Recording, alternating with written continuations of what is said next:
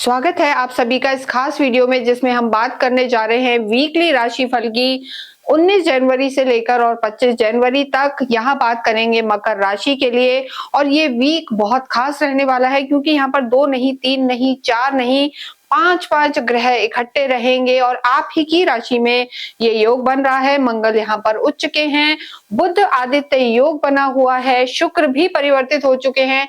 देखिए शुक्र शनि के घर में होना बहुत ज्यादा अच्छा है, तो यहाँ पर एक तरीके से हम कहेंगे कि मकर राशि के लिए बहुत अच्छे समय की शुरुआत यहाँ पर हो रही है। लेकिन यहाँ पर थोड़ा सा पर्सनल लाइफ में आपको ध्यान देना है, वैवाहिक जीवन में ध्यान देके चलना है। एग्रेशन बढ़ सकता है लेकिन यहाँ पर बड़े लाभ के योग बने हुए हैं। किसी भी रूप में अगर परेशान थे तो मान सम्मान यहाँ पर बढ़ेगा और आपका ऑरा भी स्ट्रांग होगा। देखिए जब भी हम साप्ताहिक राशिफल की बात करते हैं तो चंद्रमा बहुत ज्यादा इंपॉर्टेंट हो जाते हैं और यहाँ पर और कोई ग्रह तो नहीं बदल रहा है लेकिन चंद्रमा सबसे पहले आप ही की राशि में रहेंगे, मकर में रहेंगे, कुंभ में रहेंगे और उसके बाद वो रहेंगे मीन राशि में। और जो आखिरी दिन है 25 तारीख, वहां शाम को चंद्रमा बदल के जरूर 4th हाउस में आ जाएंगे यानी मेष में प्रवेश करेंगे। तो पूरे वीक अगर हम चंद्रमा की स्थिति देखें तो चंद्रमा भी सारे शुभ हाउसेज में, शुभ राशियों में ही घूमेंगे। यानी सबसे पहले आपकी राशि में, फिर आपके धन भाव में और फिर तीसरे भाव में चंद्रमा रहेंगे। तो स्थितियां इस वीक में आपकी बहुत बहुत अच्छी रहने वाली है।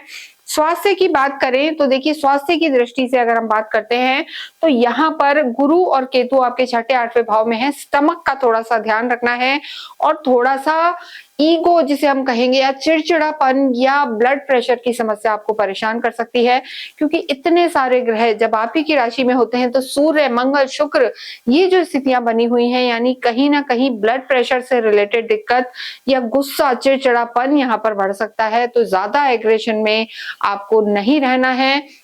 और वीक के आखिरी दिन यानी 25 तारीख के मिड डे के बाद यानी आधे दिन के बाद थोड़ा सा अपने स्वास्थ्य का ध्यान रखें, ओवर थिंकिंग से बचें, ये जरूरी है। और क्रोध पर संयम रखें पूरे ही वीक, ये भी बहुत ज्यादा जरूरी है। लव लाइफ की अगर बात करेंगे तो लव लाइफ के लॉर्ड शुक्र हैं और शुक्र इस समय आप ही की राशि में है, शनि के घर में है। तो पूरा ही वीक लव लाइफ के हिसाब से यहाँ बहुत बेहतर रहने वाला है। यहाँ पर जो कहीं किसी का ब्रेकअप हो गया था तो आपके पार्टनर यू टर्न मार के आ सकते हैं, बातचीत बढ़ेगी, घूमने फिरने जाएंगे और सोशलाइजिंग भी यहाँ पर आपकी बढ़ती हुई नजर आ रही है।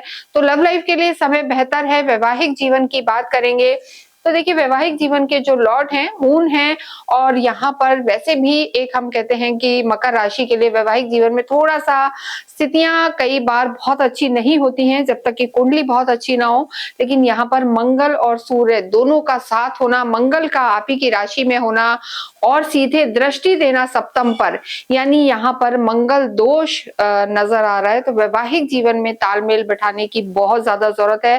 देखिए यहाँ पर आर्थिक लाभ होगा, मान सम्मान बढ़ेगा, घूमने फिरने जाएंगे, चीजें बेहतर रहेंगी, वर्क प्लेस बेहतर है। लेकिन वैवाहिक जीवन में मंगल दोष है, सूर्य और मंगल दोनों का साथ होना यहाँ पर कहीं ना कहीं थोड़ा सा एग्रेशन रह सकता है, फायर एलिमेंट बढ़ा हुआ है, आर्ग्यूमेंट्स हो सकते हैं, ईगो क्लैशेस रह सकते हैं, कॉन्फ्लिक्ट रह सकता है।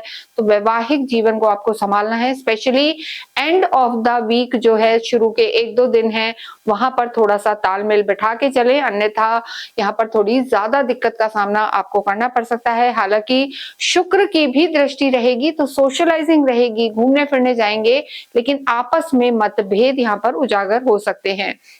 कर्म क्षेत्र बेहतर है, शुक्र आपके कर्म क्षेत्र के लॉर्ड हैं, आपके राशि में ही है, धन की स्थिति बहुत बेहतर होगी, शनि की स्थिति अच्छी है, काफी एक्टिव रहेंगे, मल्टीपल रिसोर्स ऑफ इनकम से पैसा कमाएंगे, कार्य को एक्सपैंड करेंगे, ये भी कर लें वो भी कर लें, उससे थोड़ा स्ट्रेस भी हो सकता है और तनाव की स्थिति रह सकती है। हो सकता है कई बार कार्य ऐसे हो कि आप संभाल ना पाए, लेकिन फिर भी यहाँ कार्य आपका बढ़ता हुआ नजर आ रहा है। समाज में मान सम्मान बढ़ेगा और मान प्रतिष्ठा बढ़ेगी, यश वैभव का समय है। लेकिन एक चीज हम यहाँ कहेंगे, ज्यादा जल्दीबाजी कार्य को फैलाने में ना जाएं, अन्यथा उन्हें संभालना मुश्किल रह सकता है।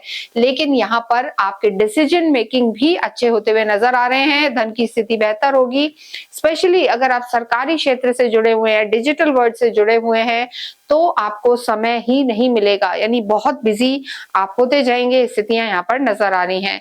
इसके साथ ही विद्यार्थियों की स्थिति भी बहुत बेहतर है, स्पेशली वो लोग जो सरकारी क्षेत्र से रिलेटेड चीजों की तैयारी कर रहे हैं, वहां पर आपको लाभ के बड़े योग बने हुए हैं।